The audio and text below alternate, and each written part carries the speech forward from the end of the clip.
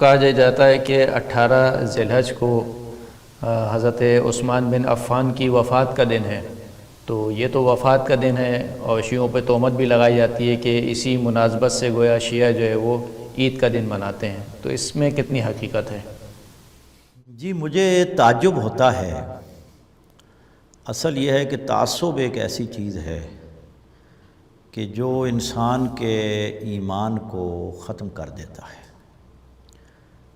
اور میں حیران ہوں کہ 18 ذی الحجہ کو اخباروں میں باقاعدہ حضرت عثمان بن عفان کی وفات پہ آرٹیکل یعنی مضامین آتے ہیں کہ آج ان کی شہادت کا دن ہے، 18 ذی الحجہ۔ اور مجھے تعجب ہے کہ یہ لوگ تاریخ اور حدیث صحیح و سند روایات کا مطالعہ کیوں نہیں کرتے۔ اصل بات یہ ہے کہ 18 ذی الحجہ جو مشہور ہے، 18 ذی الحجہ کے بارے میں حضرت عثمان کی وفات کی کوئی روایت صحیح و سند موجود نہیں ہے، اس میں انقطاع ہے، اگر پائی بھی جاتی ہے تو اس میں انقطاع ہے۔ پورے ذخیرہ احادیث میں کوئی صحیح و سند روایت نہیں ہے، اور جو صحیح و سند روایت ہے، اور اس پر میں نے ایک مستقل انشاءاللہ وہ میری کتاب چھپنے والی ہے کہ جس میں حضرت عمر ابن خطاب اور حضرت عثمان ابن عفان ان دونوں کی وفات کے حوالے سے تذکرہ ہے کہ ان کی 26 کو ہوئی اور ان کی 12 ذی الحجہ کو ہوئی ہے۔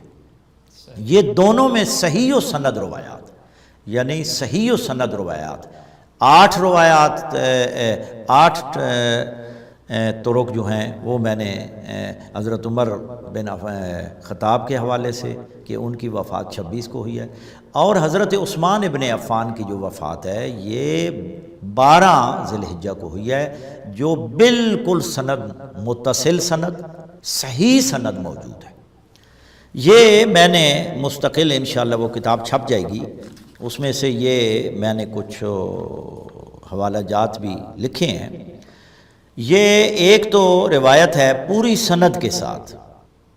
مسند احمد ابن حنبل میں، مسند احمد ابن حنبل جسے مؤسسۃ الرسالہ بیروت نے شائع کیا ہے، اور 1429 کو جو نسخہ چھپا ہے وہ ہماری لائبریری میں موجود ہے، اس میں اس کے تمام راوی ثقہ قابل وثوق بخاری اور مسلم کے راوی ہیں۔ یہ ابو عثمان عبد الرحمن نہدی کہ جس نے زمانہ جاہلیت بھی پایا ہے اور زمانہ اسلام بھی پایا ہے، اور یہ ثقہ راوی ہے، قابل وثوق راوی ہے، ان سے اوپر جو راوی ہیں وہ بھی سارے ثقہ راوی ہیں، اس کی سند بالکل ٹھیک ہے۔ ابو عثمان عبد الرحمن نادی کہتے ہیں کہ ان عثمان قتل فی اوسط ایام تشریق، یعنی حضرت عثمان ایام تشریق کیا ہیں؟ 11 12 13 ذی الحجہ، ان 3 دنوں کو کہتے ہیں ایام تشریق۔ حدیث میں لکھا روایت کے الفاظ یہ ہیں فی اوسط ایام تشریق، یعنی 12 ذی الحجہ کو حضرت عثمان قتل کیے گئے۔ یہ مسند احمد ابن حنبل جلد 1 صفحہ 555 روایت نمبر 546 روایت نمبر ہے۔ اس کے بعد یہ روایت اسی سند کے ساتھ مصنف حافظ ابو بکر ابن ابی شیبہ جن کا انتقال 235 ہجری میں ہوا، کتاب الفتن میں انہوں نے اس روایت کو حضرت عثمان بن عفان کے تذکرے میں ذکر کیا ہے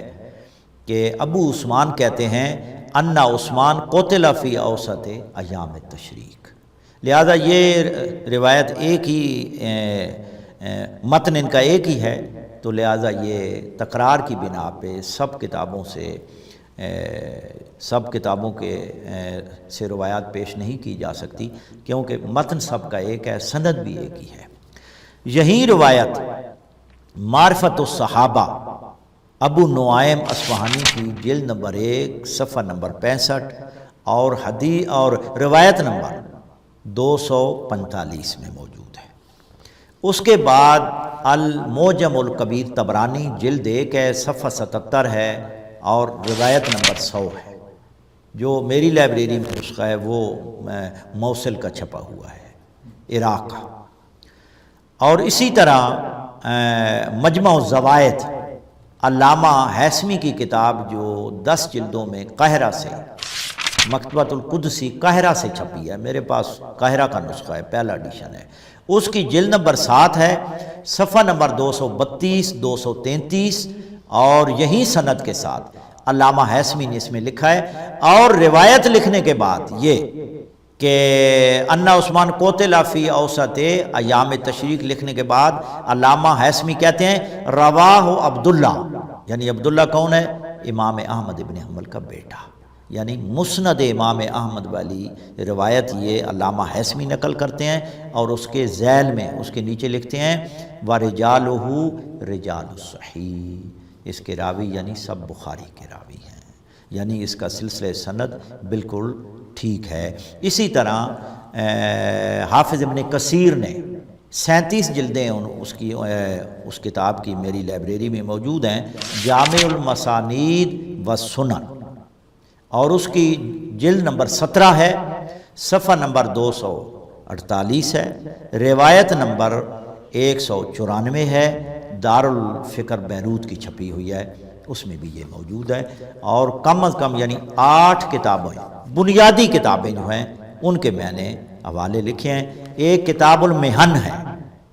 ابو العرب محمد بن احمد بن تمیم تمیمی، جن کا انتقال 333 ہجری میں ہوا ہے، ان کی کتاب المحن، ان میں بھی یہ روایت اسی سند کے ساتھ موجود ہے جو دارالغرب الاسلامی بیروت نے 1427 ہجری میں اس کو نشر کیا ہے، اس میں بھی موجود ہے۔ اور اس کے بعد باقی کتابوں میں بھی